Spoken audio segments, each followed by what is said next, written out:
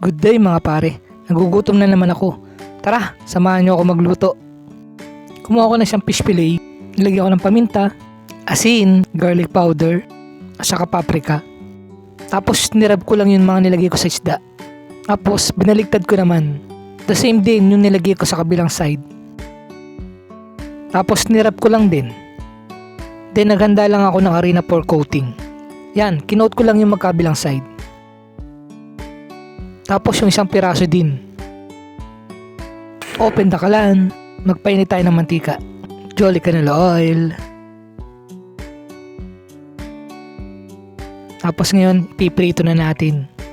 Sa isang pan maglagay tayo ng butter. Tapos maglagay tayo ng bawang.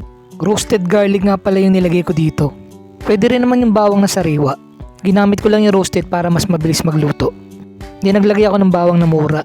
Tapos naglagay ako ng konting tubig. Hinalo-halo ko lang to. Then simmer it in 2 minutes. Tapos niready ko na yung fish fillet sa plate. Then naglagay ako sa top nung sauce na ginawa natin. And there you have it, ang butter garlic fish fillet ni Paring Dan. Marami talaga tayong maluluto sa fish fillet. Tamang tama to sa mga ayaw ng red meat. Let's eat mga pare. Thank you for watching.